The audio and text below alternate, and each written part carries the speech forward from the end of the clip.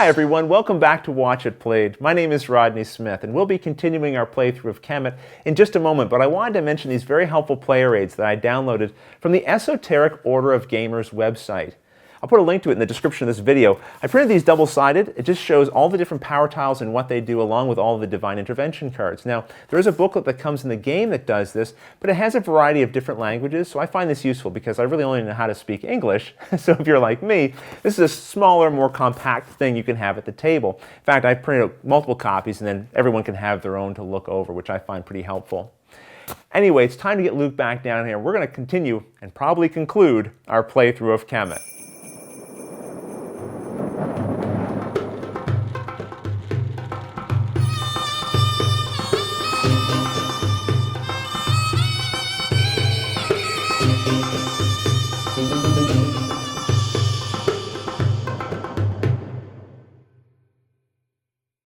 All right, we're back, and we've been joined by Luke Smith. We have been talking here a little bit about who we think is going to win, and I think we're both a little bit unsure. Yeah, I have one more point than him. Yes.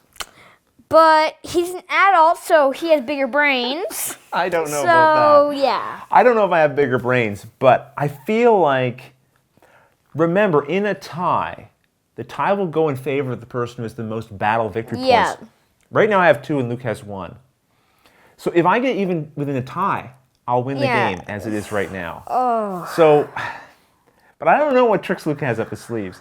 I do know what tricks you guys have up your sleeves. I got a great suggestion from Philip Soretto. Sorry if I'm mispronouncing your name. And the very first thing he wants me to do is to do a recruit action. So I'm going to start by doing that.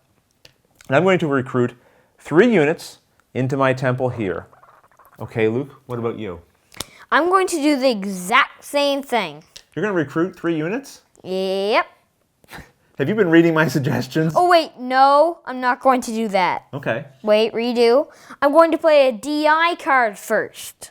Okay. This lets me get 2 troops, but I can place it with a troop. Which one's this? The enlistment card, right. You can put them wherever you want. That's the interesting thing. You can place these, not just within your city, but anywhere you have troops already. Yes. Okay. So I'm going to take 2 and place them here. Oh, you're already messing with my plans. Oh, yeah. You're already messing with them.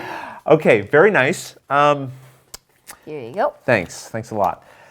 My next action. Actually, I haven't got my action yet, if you didn't notice. Right, sorry. Divine Intervention cards are not an action. Go ahead. What's your action? Well, everybody knows I'm going to get 3 guys. Okay, so you're still doing that part. Yep. Okay. Yep. Now, when you put some units into your city, and you have a creature that's not on the board yet, he goes with them. He jumps right in. Okay. So now it's time for me to do the second part of Philip's suggestion. I'm going to move these recruited troops, and they're going to teleport. So that's going to cost me, well, first of all, I didn't pay for the recruit, so I'll do that now. 1, 2, 3. Now I'm going to teleport them. 1, 2. Uh-oh. I've got a bad feeling about this. We've got a little battle happening here. But this is not quite, I don't think, what Philip had in mind originally, because we weren't planning on there being a couple extra red units in there. Still, though, let's see if I can pull this off. Okay. Okay, I don't like this card. Okay, so I'm going to discard 1. And we're ready? Yep. Okay, let's flip them over and let's see what happened. So I went into this battle with a total of 3 points of strength from my unit, an additional 1 point from this power tile, because I'm attacking, and then an additional 2 points from my battle card, for a total of 6 attack strength. I have 3 from my units, 2 from my Sphinx, and 1 from my card. So that means you also have 6, but defenders always win ties. Yes! Okay, so I am not going to be getting a battle victory point from this.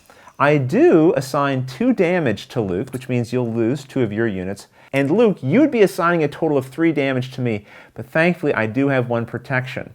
So I only lose 2 of them. And as the loser, I can either retreat or I can recall my troops. And as Luke giggles beside me, I will be recalling my troop to gain 1 prayer point. Would you like to recall your troops, Luke? No, thank you. I didn't think so. I know both of us are smiling here, but there's only one of us who really means it. Guess who? Yes, this guy. And you should. That worked out well for you, I know. And some of you might be wondering, Rodney, why didn't you use a divine intervention card? I'm wondering that too. Are you? Well, you should have played one. Well, listen, Philip has a very specific plan for how I spend my prayer points. Okay. And I didn't want to mess with that too much. But you know what?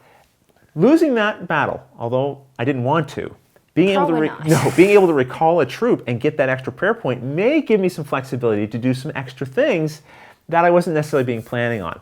So Luke, it's your turn. What would you like to do with your next action? Okay. I'm going to teleport. That'll cost 2.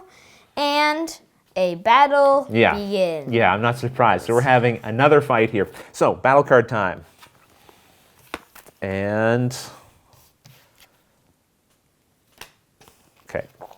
You ready to go? Yep. Okay. I am... ready, Freddy. Ready? Let's flip them up and let's see what happens. So this is exactly what I was talking about because I wanted to play this divine intervention card into this battle, but it costs 1 prayer point. Thankfully, I was able to recall 1 troop from that lost battle, and that gave me this extra prayer point to spend. So now I have a total attack strength of 2 plus 3 plus 3 for a total strength of 8. And Luke, what about yourself? I have 7. Right, because we have 3 here, and 1 from the elephant. So my strength is greater. I won the battle. I fended off this attack, but we still have to assign damage. Luke, you're doing 2 damage. 2 damage to me, and I would be doing 2 damage to you, but your elephant... yes, your elephant has protection, and so that's going to save one of them from dying. So as the loser of this battle, Luke, you either have to recall your troops or retreat. What do you want to do? I'm actually going to retreat. Now that actually makes me a little nervous, okay? And that's why there's this space right here on the big island, so that when a troop loses a fight, it can retreat to this location. I only have 1 lonely guy here holding on to this temple, and that is a little concerning. All right, now I feel really good that I survived that battle, but I feel really bad about the state of my defenses right now. I like them. Yeah, of course you like them, but I don't think I can hold on to this temple very easily. So this is where the bluffing really happens, because, and you haven't been able to see this, but off screen, there's been a fair bit of talk back and forth between us, where I'm saying, Luke, if you come in and attack me, I'm just going to use high damage and wipe out your troop. Oh yeah? Well, I'll do this.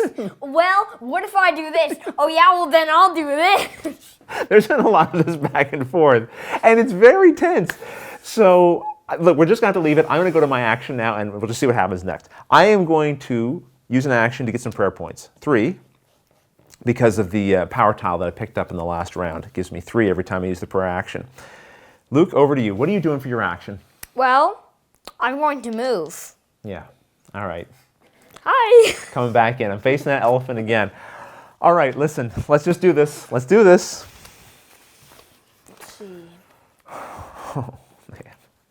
Ooh, okay. Do I want to have more attack strength? Which one? Or do I want to try to damage him? If I go for high damage, then if he goes for high damage, he might wipe me out as well. Even he just has to do medium damage to me. So then maybe I need some protection if I can keep my troop alive. One of the things, if I can keep my troop alive in there, even if he wins the attack, if he has no units left, he doesn't get to go into the temple. So I can hold my position there, which means I get to keep the temple point. Oh, I don't know. I don't know. Here's what I'm going to do. We'll see how it works. Ready to flip these over? Yep. Okay, let's do it. Well, there's no 2 ways around it. I did not correctly assume what you were going to do, Luke. Yes. I played only 1 attack strength into this, so I have a total of 2. Luke, you have a total of 3 plus 2 is 5, so you beat me on attack strength. I was hoping to wipe out your entire troop. I knew you had 1 protection from the elephant. I was hoping you wouldn't play a card with protection. You clearly did. So this means that instead of me being able to wipe out your guys, I'm only going to take away 1 of them. And because you won the attack and you still have a troop there, you're going to get a permanent battle victory point for that. Yes. It's not looking good for me.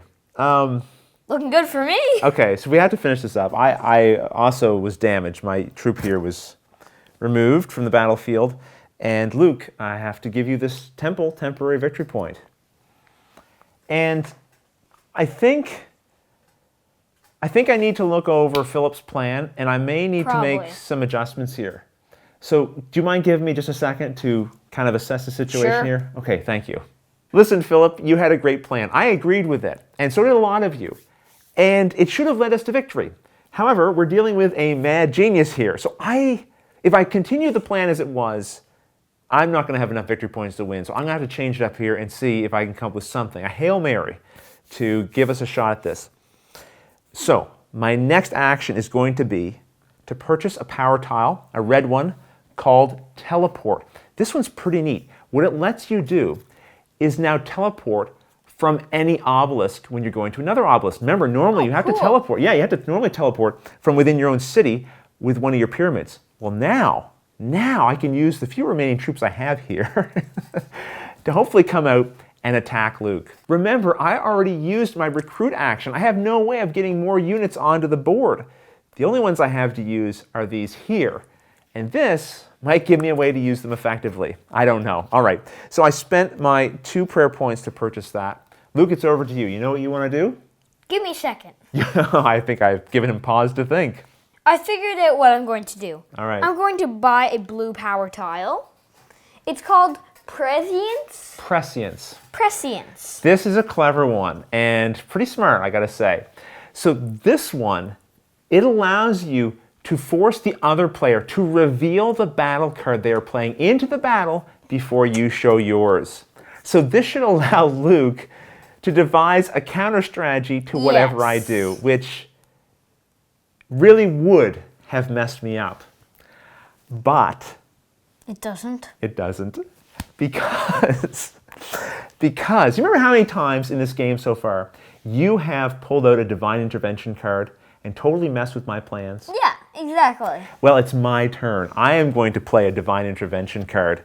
This one allows me, if I pay, 1 prayer point.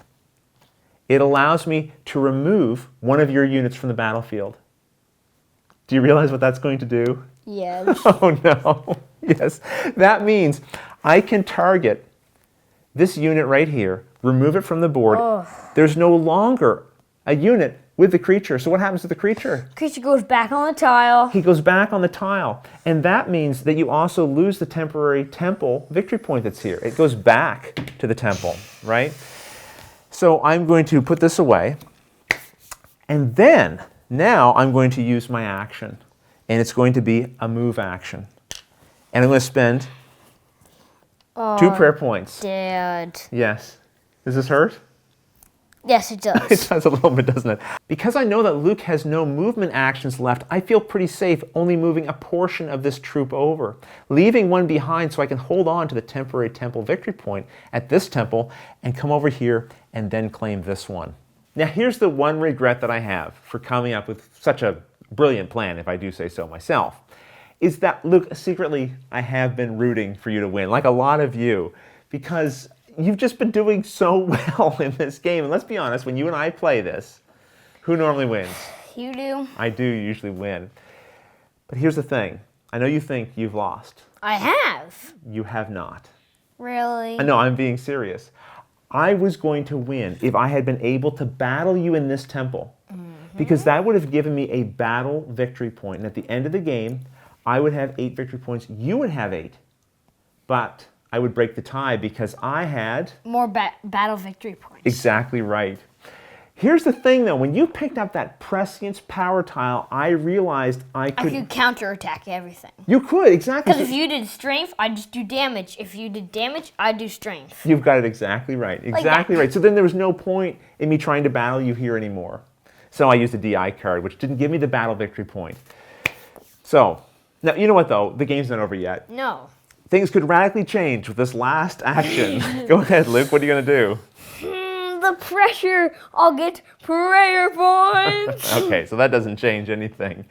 But let's look here. Okay, I hold 2 of the temples. That means I collect a permanent victory point. I have 7 victory points. It's not enough for a win. Yes. Yes, Luke, you have 8 and you win. Congratulations. I am super proud of you. Outstanding game. You did wonderful. Listen, I hope that you guys enjoyed seeing how Kemet works. And if you have any questions at all, don't hesitate to ask them in the comments below. I'll gladly answer them as soon as I get a chance. But until the next episode, thanks for watching.